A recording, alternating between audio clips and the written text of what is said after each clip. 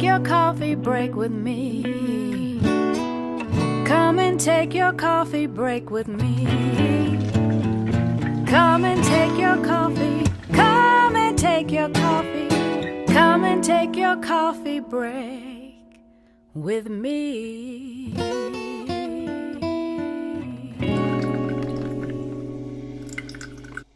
So welcome back to Coffee Break with Candace, everyone. Thank you so much for tuning in. My special guest today is award-winning Brazilian musician, Paula Maia. Paula, welcome to Coffee Break with Candace. We're so glad you're here. Thank you. Thank you so much for having me back. This is so exciting. It is. You were actually a guest on my YouTube series, right. Coffee Break with Candace, and you shared some dish. So we'll be excited to hear more today. Some dish. Yeah, I know, right? It's like, you know what? We're on at 10 in the morning, so it won't be, like super dish, but it'll be right. So first of all, tell us a little bit about who you are. Well, I am originally from Brazil. You said I'm from Rio de Janeiro, and I attended music university there, and I came to the US in my mid-20s and to Houston. Then right away I went to Seattle. I was there for 17 years, and then I came to Austin. I've been here for 10 years. I'm a pianist, classically trained. First of all, pianist, and then I started singing. So and always writing music, first instrumental, then with vocals. And I also own my record label and my publishing company, and I've released 7 albums so far. And so I'm working on a new one. Well, that's exciting. You're very busy. So a lot of hats that you wear. I guess I like challenging myself with music, it's such a vast universe. You can never do it. You can have many lifetimes, and there's so much, it's such a vast place to go into and explore, so to speak, So, yeah, I like to challenge myself. So when did you first fall in love with music and decide that you wanted to be a musician? Since I was 4 years old, I would play my mom's vinyls of classical music at like early in the morning, like 5, 6 in the morning before everybody woke up. And music always made me cry, and I was actually kind of afraid of that, because the music that really touches us always makes me cry. And that always bugged me, because I don't want to be crying all the time. But since then, and then my mom gave me a little keyboard, and then when I was 10, I started formal lessons, classical music lessons, and I really never stopped doing music. I was also a dancer, and at some point I was like between going professionally with dance or music, but ended up going with music, and then, just attended the university, got my degree in music theory at the conservatory, but I really didn't like the classical music university mood and vibe, I felt very, very pressured, and I knew that's not what I wanted to do. So I basically fled Brazil. My friend invited me to come to the US, and I just came. Oh, that's so awesome. And so you've lived in different parts of the United States, and if I recall correctly, you again worn many hats, and you at one time had a radio show. Is that correct? Yeah, I co-hosted the radio show for 12 years in Seattle, called Raízes, and still goes on. My friend Samia Pani, who actually passed away a couple of years ago, she started the show 10 years before I joined, and I joined kind of by chance. I was her guest, and she said, "Hey, I need a co-host." I'm like, why not? I never thought about being a radio host, and I did that for 12 years, and it was really fun. That really created a love for radio, for especially college and public radio in me, and actually also opened my mind to a lot of Brazilian music that I didn't like and didn't listen before. I was very a snob in Brazil. I only listened to classical or jazz. I hated pop music, that's all that. And I came to love it doing the Brazilian show. It's funny, you know. And then, of course, I played with so many artists in Seattle, reggae, African artists, reggae artists from Jamaica, and of course, jazz, rock, all sorts of stuff. That is so awesome. So how did you end up in Austin? Well, I was already coming to Austin to play at South by Southwest, you know, basically since 2005. You know, I knew about South by Southwest. I think that's the reason why I started coming to Austin. And I always loved Austin. I always thought about moving here, but never took the plunge. And so when I actually moved out of Seattle, I went to Connecticut in 2011 because of this producer that saw me on a video, blah, blah, blah, blah, blah. He helped me finish my record. I only lasted in Connecticut 3 months, you know, because it was 2011. It was the worst winter they had on record. And the place where I was staying was flooded. It was crazy, crazy, crazy. So then I was actually going to go back to Brazil at that point. And I was like, okay, what am I doing in this country, you know? My family's like, come back, come back, come back. So I came to Austin in 2011 to spend my birthday here in March. I spent a month here, started renting a place with my friend, and I bought a ticket to Brazil. I said, okay, I'm gonna go stay for almost a year and decide if I wanna go back. That's when I met Robert, my fiance, 15 minutes before I left. So then I ended up coming back from Brazil and staying here. But that's how I ended up in Austin. But I always loved Austin. Of course, you know, Austin, after I moved here, right after I moved to Austin, things really changed, as you know. And now, of course, we're all getting booed out of Austin because we can't afford this thing. Yeah. That's tell us more story. about that. Yeah, tell us more about that change that occurred around that time, though, for people that are not from here. Oh my gosh, you know, yeah, I mean, the change has been happening for decades, you know, the people that have been here will tell you that, but I think it was like about in 2013, 2014, for example, Lamar completely changed. Lamar Boulevard, where Maria Tacos Express, which is an institution in Austin, you know, is, that used to be kind of out, really South Austin. Nowadays it's considered downtown. So nobody, all the old businesses that were there, they couldn't afford being there. Maria almost closed. It's because the community really cried out, stay open, stay open. They just open part of the day now. But so we used to live in South Austin. We couldn't afford there anymore, you know. We were renting from friends. Now we're in way East Austin. And even this area now is going to go through change. And I can see that people are going to get pushed away even more. So you know how that goes. That happened in Seattle. You know, it happens in every great city. And now they, you know, you can hear people say, should we still call Austin the capital, music capital of the world? You know, there, like many venues are closing right now. Many. We're going to end up, they say, with just about 15 live venues next year. Are you serious? Yeah. I didn't realize that. Wow. Yeah, it's well, you know that 121 closed. Yes. Flamingo Cantina is not doing well at all. Really? So I don't know what they're going to do. Of course, North Door closed.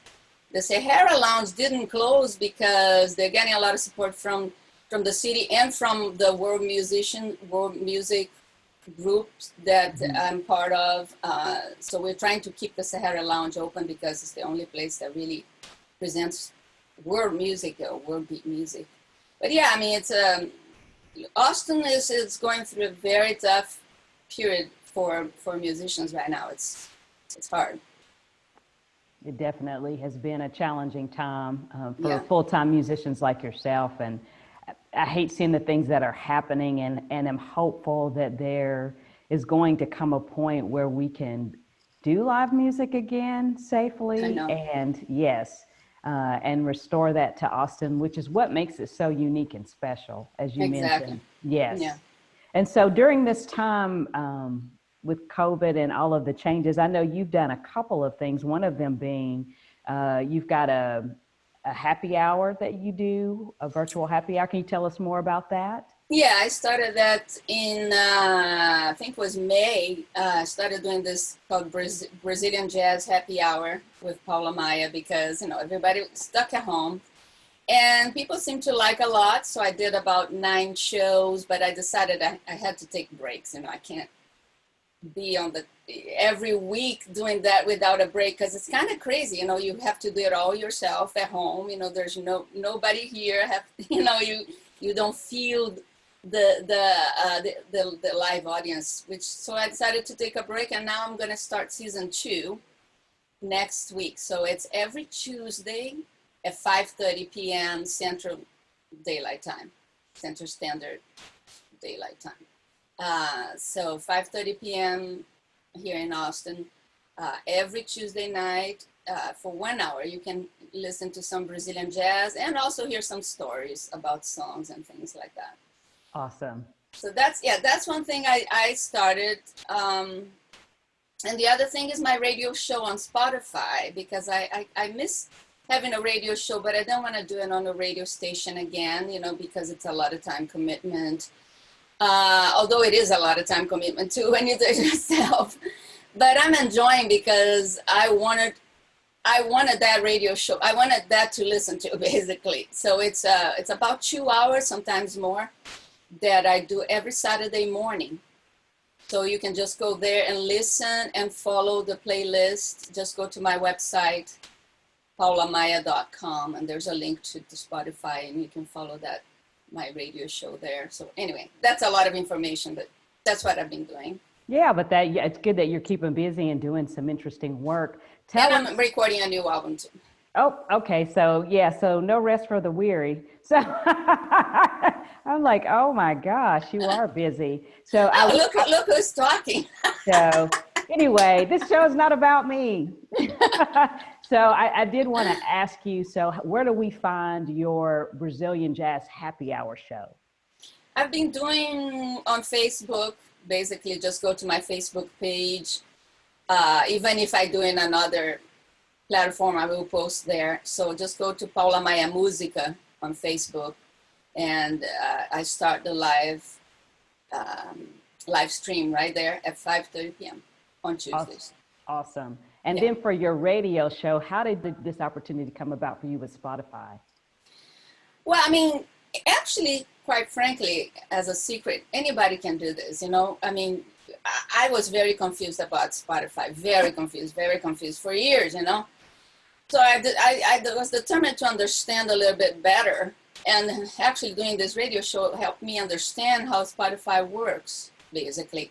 And I'm calling a radio show not a playlist because I do it every Saturday. Every Saturday morning I do the show. So even though you're not going to hear me speaking, it's as if I was doing a show on the radio every Saturday. Every Saturday that show changes. So you only have 1 week to listen to each show. I do post the playlist on my website, on my blog, if you want to know what I played. But you only have the chance to listen to that show for that week. And then it changes on Saturday. Oh, wow. And how do you pick your songs for your show? Oh, I'm very talented.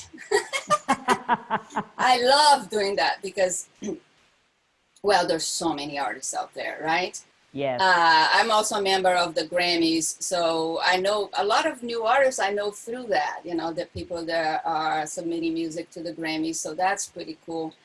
And I just love the diversity of Brazilian music. I remember when I was doing my show in Seattle and I started doing my radio show with Samia. Samia was very traditional, bossa nova, girl from Ipanema, which is great. But I started bringing other stuff, like even Brazilian rock. And man, I was getting hate phone calls, okay? People were like, this is not Brazilian music. Oh yeah, people were mad at first, but then they got used to it and liked it, right? So, and that's what I do with my show. I play bossa nova, I play baião, I play afoxé, maracatu, I play pop music, MPB, everything, and I've been playing a lot of women. That's very important to me. So definitely at least half, actually more than half, is being women artists. And I always try to bring new artists, that I find new artists that are out there, because it's always the same people, who can't take that, right? So Yeah, it's fun. I mean, it takes me 4 hours to do that show. I didn't think it would take me that long. Yes. It takes me 4 hours to actually do the show, and then create the I write down the playlist all by hand, and then have to post on my blog.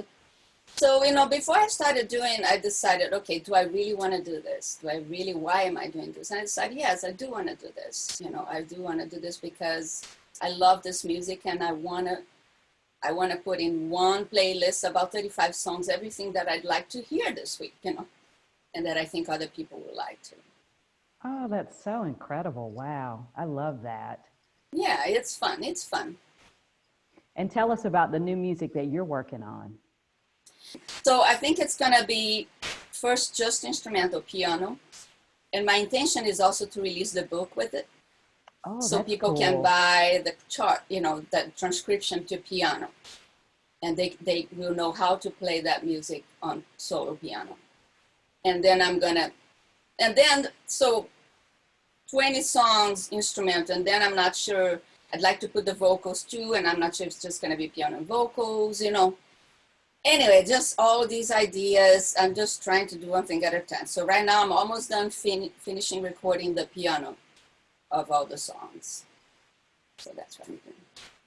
Wow. So I know your current single, Refugee, can we talk a little bit about how that came into being and what you're doing with that particular song?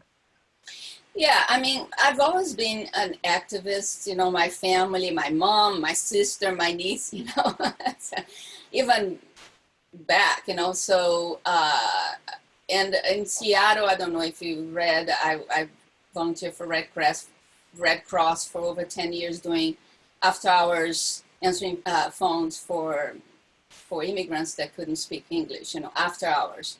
So I've always been involved, and I also worked in court in Seattle in the court system interpreting. That wasn't volunteer, but I've always been very aware, Sure. So of course, refugees are going to be the thing of this century. I mean, they predict billions and billions of people will be climate refugees, just the climate alone. Right now, just a huge refugee camp in Greece just burned down, and people don't want to go to another refugee camp because it's like a prison. They can't find water, they can't find food. So anyway, and then here, on the border of Mexico, I just couldn't believe what was going on, in the heat of children getting put into cages and all that stuff. I just, I really felt like I really wanted to write a song about that. And I went to protests and stuff, and I very lo-fi recorded a bunch of images and decided to create a lo-fi video with the song. And so anyway, all sales of that song donated to Casa Marianela, who is a great organization here in Austin. Helps immigrants when they come out of jail, so to speak. So they give them beds, a place to stay, a place to eat until they can get up on their feet again.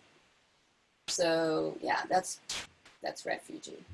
And I released last year, and he was accepted in the Grammys, which was nice, And I have other songs that are like that. That I haven't released yet. So do you think it was, the influence of family that created that awareness that has continued for you in terms of your activism?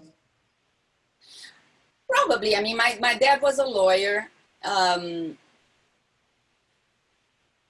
think it was family, but it was also from me. I've always been a very sensitive person, very aware of the pain of the other, even when I was a child, I remember that. So, no, I'm not saying I'm perfect. Of course, I have my egos and things like that, but nobody's perfect. Yeah, I think it's being able to have empathy is very important, and that's one huge thing we're missing in the world, is being able to simply put yourself on somebody else's shoes and think, how would I feel if somebody stole my kid, Like, 3-month-old kid or 1 month old out of my arms and put me in prison, send the kid, I don't know. I mean, come on. Doesn't take a genius to know that that's not right, you know. So, but anyway, I've always been that way. I've always, it's family, but it's also from my personality, I'm sure.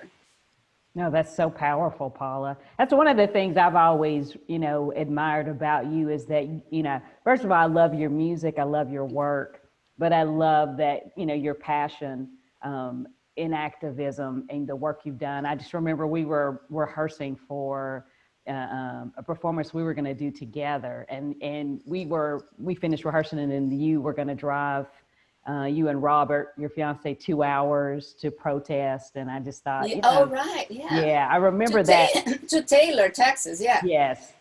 And I was just so impressed by that. And you were so passionate about it. And I, you know, that was one of the things that, you know, inspired me to look at other ways that I can be of service. Because, you know, I'm like you, I'm very aware, and I try to help. I donate my time and different things like that. But there's even more, you know, I can do, you know, I can go even further. And that was because of just, you know, seeing you do what you do. Wow. You know? Thank you. That makes me feel really good. I mean, that makes me feel very good, because I always feel like I'm not doing enough. You know, I hear the news every morning and I think, oh my gosh, you know, I have a warm shower to take. You know, sometimes when you start feeling like you don't have enough, and then you think, oh my gosh, I have so much, you know, there's so much going on in the world. How do we make the world better?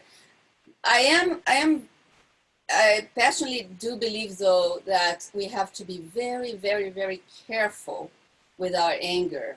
You know, sometimes I get very angry in the morning with the injustice, but anger is anger, and it has a vibration. And we don't want to add that vibration to the world, right? So being aware and being an activist without adding that vibration of anger to the world is very tricky, but essential for our work to be powerful and effective, I believe. And I completely agree with you. And I think, you know, for the most part, there always are outliers, but I think for the most part, you know, a lot of what is happening right now in terms of activism is peaceful. The protests are peaceful. Mm-hmm. And I love that we're seeing, you know, this younger generation be involved and say this is unacceptable. So we're going to change things up a little bit and we're going to do the segment called Who Said That? And that's yes, this is where I ask you to tell me. I have a horrible memory for names. The name of the person who said this particular quote. And if you get it correct, what I do is give a modest donation to the charity of your choice. And so, nice. So what charity would that be for you? Well, let's do Austin Justice Coalition for this one. Okay, fantastic. And so I'm gonna give you the quote, and then I am so generous because I give one clue if you're not sure of who it is, and you get one guess.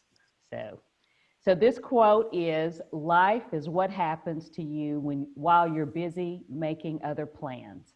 Life is what happens to you while you're busy making other plans." I say that all the time, but I don't know who said it. I have no idea. That is hilarious. So would you like the clue, Paula? Yes. Okay, yes. So the clue is the person that said this is an English singer, songwriter, and peace activist, and was part of the best-selling music act of all time. Was it maybe the Beatles? Somebody from the Beatles? You're getting warmer. So okay. Yes. George Harrison? No, John Lennon, actually. Oh, John Lennon, of course. But at least you were in the vicinity. See, I forgot John Lennon was English because, you know, anyway. Yes. He lived in New York. Yes, I totally agree with that quote. And I say it all the time. Oh, me too. Tell us the name of your organization again. The Austin Justice Coalition. Wonderful. Yeah, they they help African Americans in Austin. In fact, I was Refugee. The song is also on the compilation that donates to the Austin Justice Coalition that was released in July. So it's a great organization. Yeah. That's so fantastic. And so any final words before we go? This has been such a fun interview. And of course, as always, it goes by so quickly. I know. I guess my final words is live in the present moment. And that's exactly what John Lennon was talking about. You know, we make plans, we think, but the truth is, thoughts are great, but not to be used all the time. Meaning we don't have to think all the time. If you're thinking, you're not in the present moment, unless you're thinking something that it's right now to be resolved. If you're thinking about tomorrow, if you're thinking about yesterday, if you're thinking about 1 hour from now, you're not in the present moment. And that's how we all live. It's considered normal, but it's not. And it's this, I think that's the core thing that is destroying us and our planet. So live in the present moment and check my website. Yes, both are, yes, very powerful words and true. Let's definitely check out, yes, live our lives in the present and check out your website. After the interview, we're actually going to play Paula Maya's Refugee video. Very, very powerful video. So please stick around and enjoy that. And we'll see you next week. Have a great day. Thank you so much, Candace. I love you. Love you. Thank you. Fugimos da nossa terra, consumida pela guerra, a pobreza e a violência, a dura sobrevivência.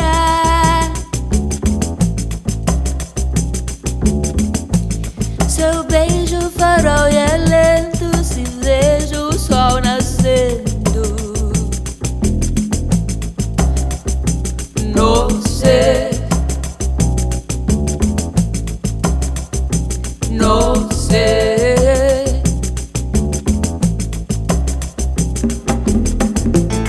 Fugir da perseguição, somos uma multidão, respirando na cadência da crua sobrevivência. Amor, seu beijo, farol e alento, se vejo o sol nascer.